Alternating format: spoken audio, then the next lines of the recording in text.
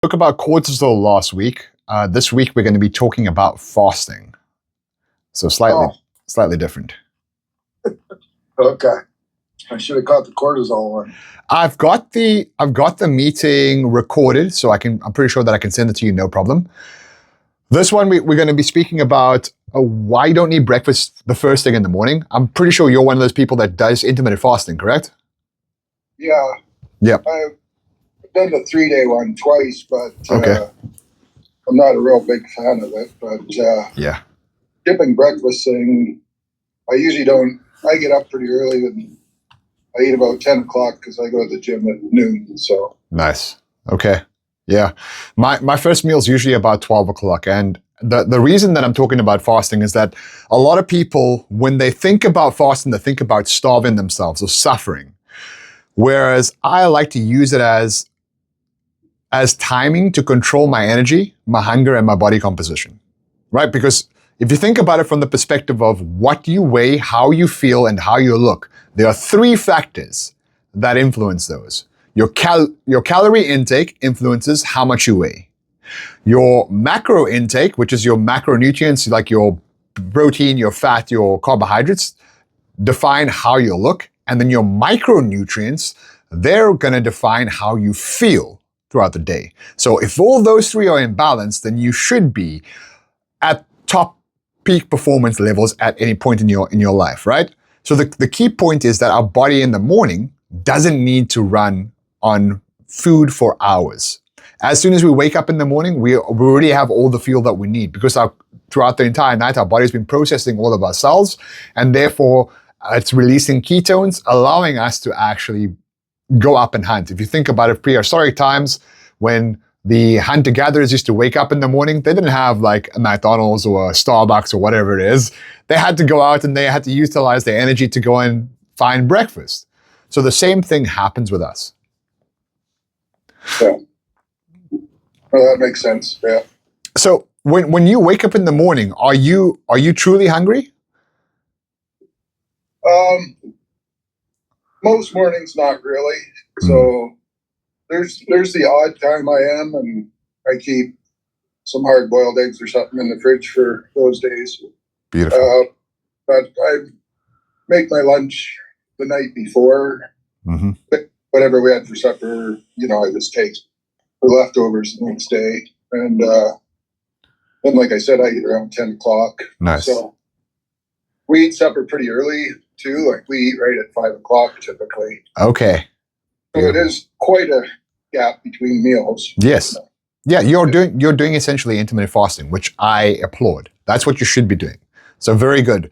Because one, it allows your body to process food a lot better, but also during that process, you're not overloading your cells with too much nutrients and too much things so that it has to consistently break those down. What you'll find is that, I don't know if you've ever worked with people, that as soon as they go for lunch, they come back to the office and they just want to have a nap. They want to sleep. That's saying that you've consumed way too much calories or food and your body's having a difficult time breaking that down. Right. Yeah. Yeah. So looks like it's just the 2 of us on here right now. Yes. Isn't it, or? Yep. Okay. For now, this class is going to be growing eventually. I think the Warrior King group, I had Pate last week. I had a couple of other guys as well. So it just depends. If this is not compulsory, it's if you're interested in the topic, then come through. If you're not interested in the topic, I'm still going to do it anyway. I'll just do it for a video. Yeah. No, I'm interested in it. It works out great. I actually love this time. It's 2 o'clock where I'm at. So Okay. Beautiful. I haven't done supper. I'm really not into more calls, but the reason I was asking was just the 2 of us. I can basically quiz you on anything I want. Exactly. Well, as long as it's in the fasting side of things. So I eat at 10, then I go to the gym, and then I have a protein shake around 1:30 or 2 o'clock. Okay. And I might have a handful of cashews or something. Mm-hmm. But I read recently those aren't the best, but who knows what's true and what isn't. Cashews are not bad. I would recommend switching over to walnuts. And the reason that I would say walnuts is because, one, if you look at the shape of a walnut, what does it look like to you? Sorry? I don't know. What? A brain. Oh, yeah. Yeah, Okay. it looks like a brain. So walnuts are actually responsible for helping your brain function a lot better. So by eating walnuts, you're boosting your fat intake, but you're also allowing your brain to function a lot smoother. There's a course by Jim Quick that I've done called Quick Thinking, and he speaks about these superfoods that can help you to ensure your brain's always on peak performance mode. And one of those foods are walnuts. Walnuts, turmeric, blueberries, and a couple other ones that will definitely help to get your fat intake. But with your protein shake, are you putting any like whipped cream or heavy cream onto that? No, it's maybe half a cup of frozen berries, water, or some ice cubes. Okay. And I just recently started using creatine a little bit. Yeah. I've worked out all my life, and we're pretty familiar with it. My wife used to be a competitive bodybuilder when we were younger, so Okay. we've got a pretty good background on things. And Yeah. the only reason I started using creatine, it's just a little tougher to build the muscle, like when I was younger. But Yeah. but my other problem, and it's kind of ties into fasting, is like I weigh 228 pounds. Okay. And you're 6'3", right? Yeah, 6'2". Okay, yeah. So you're right at where you need to be, basically. You're a pretty good weight for your height. Yeah, except I don't get anywhere near a gram of protein per pound. Like I'm way short of that in a day. Okay, that Maybe is half of. You look at the meals I'm having. I'm maybe getting 100, 130 grams of protein. You need about a gram per pound if you're looking to keep your muscle. So it's how do you do that? Is this old theory about, especially with fasting, Yeah.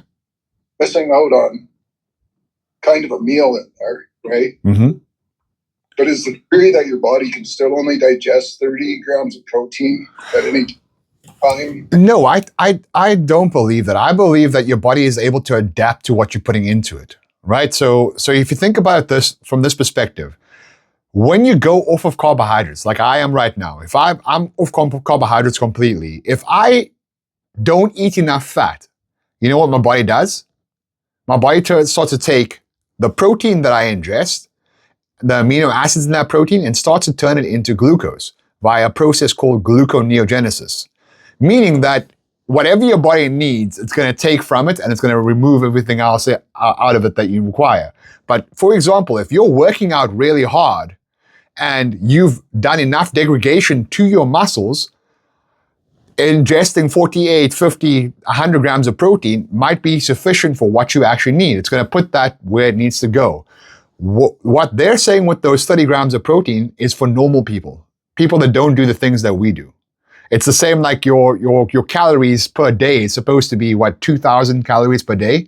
That's a normal person. It's an average person.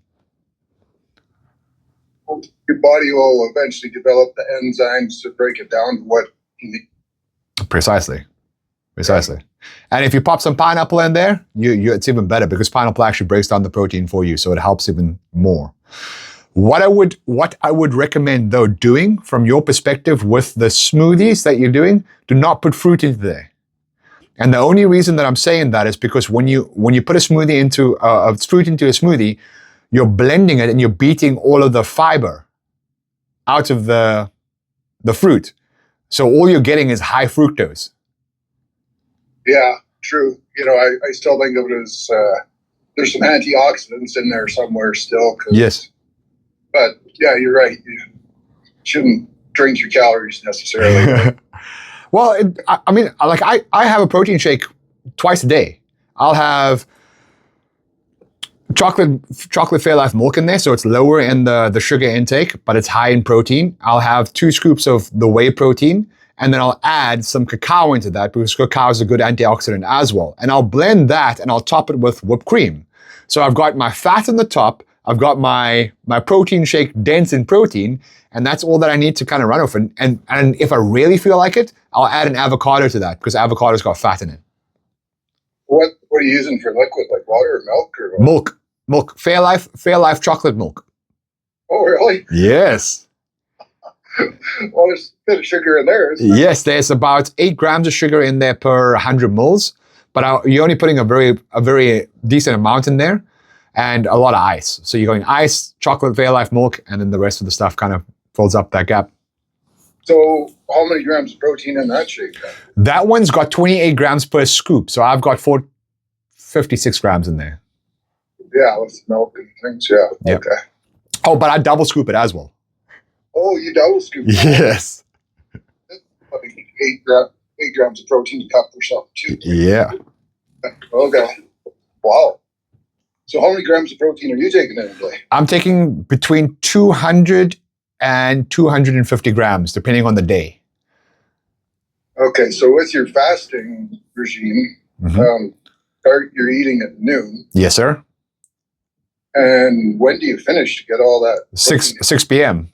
So what I do with those, my 2 meals are basically about 1,000 to 1,500 calories between 2 meals. Oh. So I'll have 3 to 4 eggs. I'll have half an avocado and an 8-ounce top sirloin. Wow. Okay. With the fat. It has to have the fat in it. Yeah. Okay. If I'm screwing your presentation up, if you want something you want to run through, I can be quiet. No, this is brilliant. I want to have these chats with people so that it helps me to be able to actually articulate my points a lot better. So 100%, I like it. And what we'll do is the guys will eventually find some knowledge in this, so that's even better. Very good.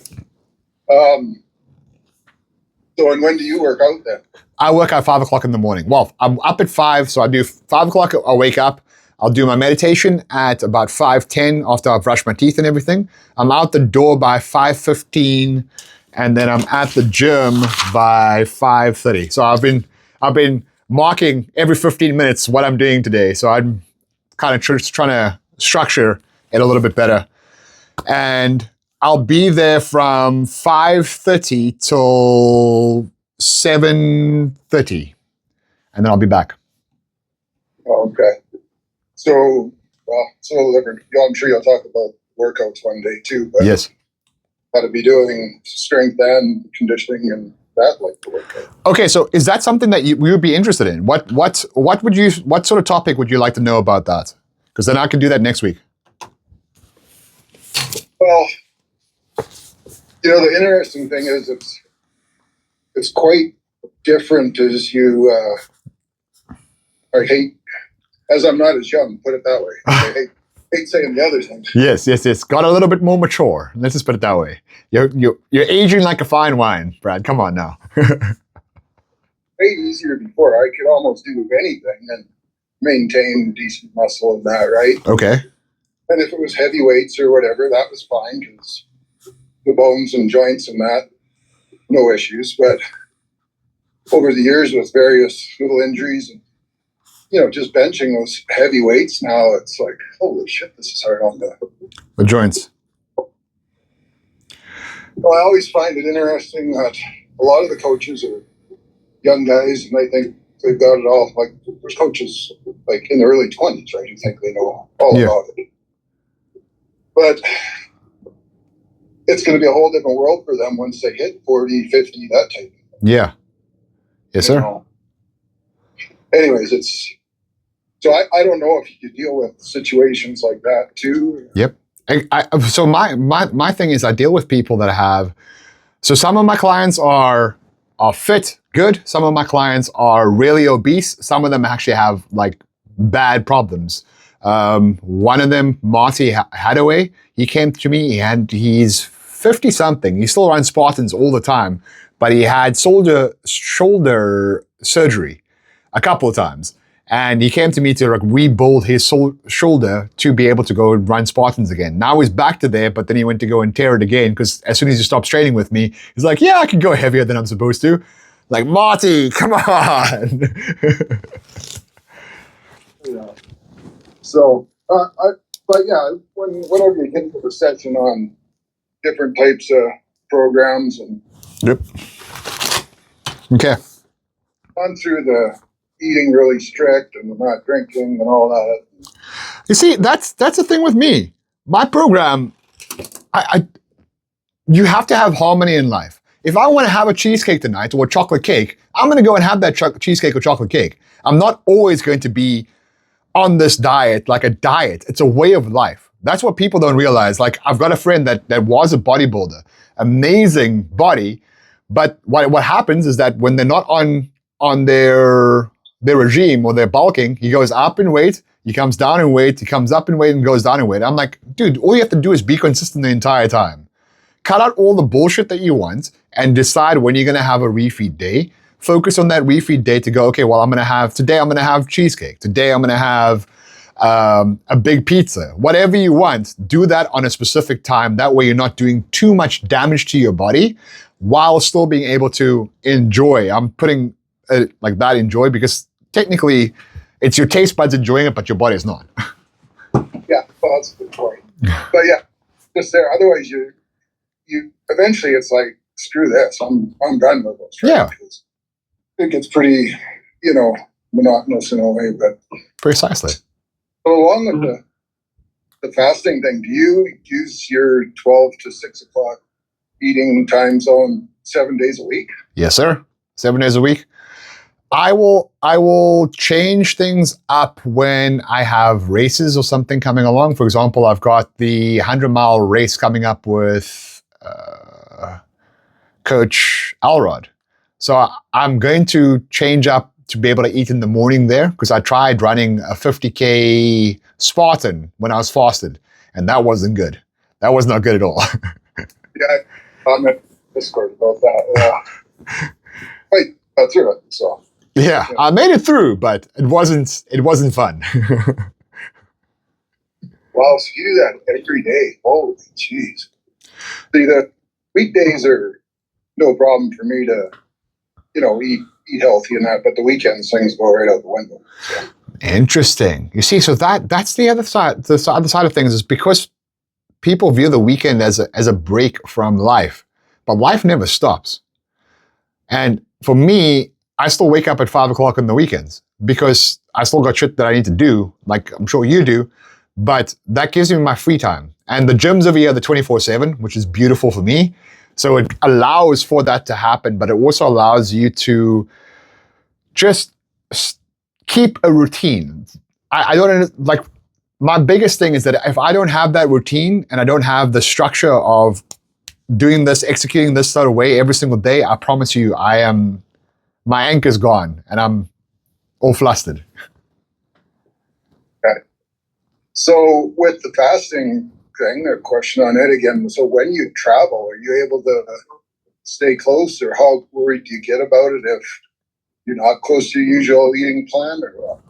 So when I'm traveling, what I'll do is I'll do Chipotle. So I'll go through to Chipotle every single day for breakfast, which is 12, and at 6 p.m., and then I'll have double meat. So I'll go through and I want double steak with avocado, with cheese, and then on the side I'll have some chili sauce. Well, what place is that? Chipotle. Oh, yeah, okay, yeah. It's Mexican McDonald's.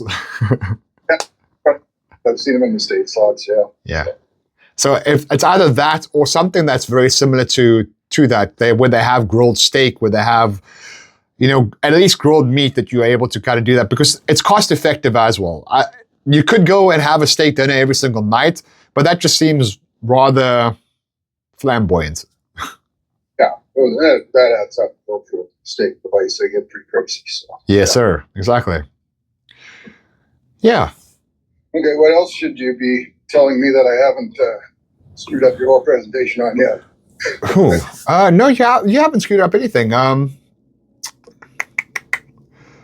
Well, feeding into last week's about cortisol is that when you wake up in the morning, your cortisol is naturally higher, which means that you shouldn't actually eat. So you know who structured breakfast as the number one meal of the day? Cereal companies, though, isn't it? Yes, sir. It was the father of propaganda. His name is Edward Bernays.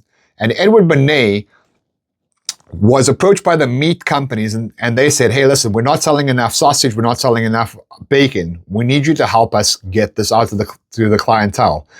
And he essentially created a campaign to restructure the breakfast as being the most important meal of the day, which it is. What you break your fast with is the most important meal of the day. But when you break it is also important. Not freaking first thing when you wake up in the morning. Especially putting sugar into your body at that time in the morning is not good. So that's where you want to focus on. We want to focus on when we wake up in the morning, ensure that we're breaking our fast with the right things. Like you are doing right now, eggs, steak, beautiful. Continue doing that. Between 10 and 5 o'clock, you've got a 7-hour window, which is perfect. Yeah. So with yours, you're done at the gym by 7:30 or 8 in the morning. You don't eat till noon. Yes, sir. I'll have 2 coffees though. So I'll have coffee with a little bit of milk in and a little bit of whipped cream on top. That helps to kind of like, reduce the amount of feeling that you have for hunger. But no protein, no carbohydrates. So how long does it take after your workout before your body starts needing protein to start rebuilding what you just tore down? Well, usually what happens is that because of my workout, I'm doing sprinting first. So I'll always do sprinting in the morning as my warm-up. And it's not sprinting hardcore, like 100 meters on a regular basis, but it's kind of like a 5 meter, a 10 meter, a 20 meter, and a 40 meter.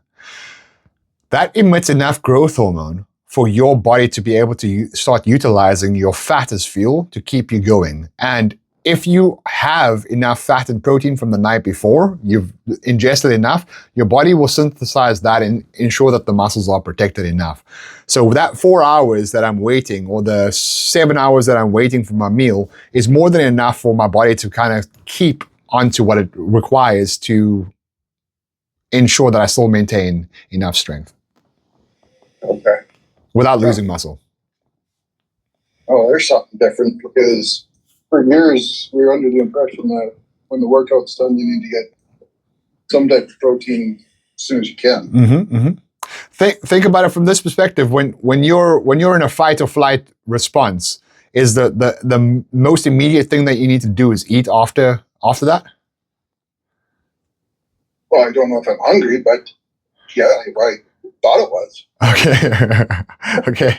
Well, because you have such a high level of cortisol, dopamine, and everything that you've emitted from the actual workout itself, your body's still regulating all of those hormones. So you're down regulating that throughout the entire time. And by the time that I get to 12 o'clock, I am sufficiently hungry, and there's no insulin, right? I'm not, at the end of the day, I don't have glycogen stored in my muscles, or as much glycogen as normal people, because my body is processing ketones as fuel, or fat as fuel, utilizing ketones. Therefore, it's not like it needs to be refilled or refilling those glycogen stores. It's already feeding off the fat that I have currently. So in things you mentioned, that you eat steak and avocado, eggs, and that, not a lot of vegetables in there, and nope. Cavemen would have been eating whatever vegetables or fruit they came across too. So where's the theory on that? Well, here's the thing that I stress about today, is that all of our vegetables have been processed and have been created in such a way to make them taste better. For example, broccoli. You know broccoli is a man-made vegetable, right? No, I didn't. Broccoli is a man-made vegetable. So is cauliflower. Yeah, the orange carrots. Carrots never used to be orange. They used to be white. They made them that color by cross-pollinating with them with other vegetables. And what that does is it makes them taste better. But if you think about it from the perspective of the original vegetables themselves, they're full with carcinogens and other toxins that are actually bad for you. So vegetables are literally trying to kill you. Your body doesn't have the capability to process them as much or as good as your herbivores. That's why you eat the herbivore and you get the micronutrients from the herbivore itself. Well, that's interesting because there's a lot of documentaries and thing on, like vegetarians and vegans, and major athletes even, right? Yes. So the forks over spoons or spoons over forks. And yeah. Some other one I watched years ago too, but so I did that for a year. Wow. Okay. That's impressive. You definitely lose muscle. Yes. Like, it's tough. Yeah. So, and the thing about that is you're filled with so much inflammation. Yeah, I'm not sure how that worked, but yeah, it was a tough one. And then snacks become more acceptable, and they're terrible for you, like potato chips. Well, it's not me. Right? Yeah. Okay. That makes sense. Yeah, I think what I've noticed, I'll put some mushrooms into my food every now and then, especially lion's mane. I do like a lion's mane. It's got because of the cordyceps in there, it's got a nootropic effect, which helps to boost brain functionality. But overall, I tend to stick away from vegetables, and I have for the last 2 to 3 years, and I haven't had any deficiencies of anything. My skin's still good. I'm still able to lift as much as I used to, actually more. Feeling good. All right, yeah. Okay, that could take a little bit to wrap my head around. That. It's kind of the theory of meat and vegetables and not much of the starchy carbs like potatoes or pasta, that type of thing. Right? Yes, sir. Yeah, so that's they obviously flipped the triangle on its head right now. So we kind of got that right for the first time. I've been speaking about that all the time. The fats need to be the number one goal that you do. Yeah, I seen that triangle the other day. Yeah, that's good. Yeah. So. Yeah, but so just coming back to the fasting itself, if you're going to do intermittent fasting, great. That works phenomenally, right? We know this for a fact. Fasting 3 hours or 100 hours or something along those lines. Once you get to that sort of stage, after 36 hours, what happens is your body goes into a state of autophagy, which means that it starts to cannibalize on all the cells that are not the correct cells. So your zombie cells, which is why you get that state of euphoria and you start to feel better after 36 hours. Between 36 and 72 hours, that's the optimum window for you to actually get the most benefits of fasting. Anything after that will just prolong that, but essentially 72 hours is the max that you should be looking to go for. But that said, do that once a month or once a quarter. Don't be doing it regularly. I know people that will do fasting. They will eat something a day and they won't eat till Wednesday or Thursday, right? What that does, if you're doing that regularly, it starts to mess up your metabolism and your body goes into starvation mode. Therefore, when you do eat something, all that's going to happen, it's going to lock onto all of that food and keep it there. And that's not what you want to have. You want to have a fast metabolism that's working optimally and ensuring that your muscle is staying where it needs to be. So you're not the type of person that will do this, but don't look at the scale and go, oh my goodness, I've picked up weight or I lost weight. Rather look at the scale and go, what have I picked up or what have I lost? That's my thing. I'm like, okay, if I'm heavier, is it heavier with muscle or is it heavier with fat or is it heavier with water? Once you understand that, you can truly understand how your body operates and how to optimize it to be better. Because everybody's different.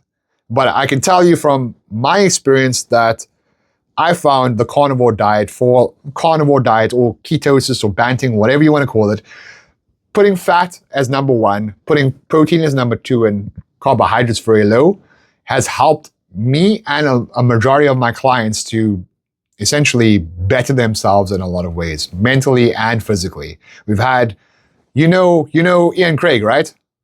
Yeah. His son went through my program and he lost 42 pounds in 42 days. Holy jeez. Yeah. Ask Ian about Craig. What's his name? About Austin. Austin's phenomenal. And he put the work in, right? He's a phenomenal dude, but he put all that work in to get there. And now he's 40 something pounds lighter. I know another guy, 46 pounds in 8 weeks. Jerome, he went through the program and he said, I have not been able to ski with my children in 15 years. And now is the first time I've been able to do that. So these are things that are actually helping and making impacts on people. So my thought process is, if you're going to look into something, look into it, do the research yourself, and then experiment. That's what I've done with myself, and that's why I've just been doing this for these guys. I've been experimenting for 20 years, and I've gone, okay, these are the things that worked, these are the things that didn't work. An unexamined life is not a life worth living. I think that was Aristotle that said that, right? So I examine everything so that I can help and impart knowledge to other people. Wow, that's pretty good. Those are phenomenal results. Oh, jeez. Thank you. Yeah, good. Okay.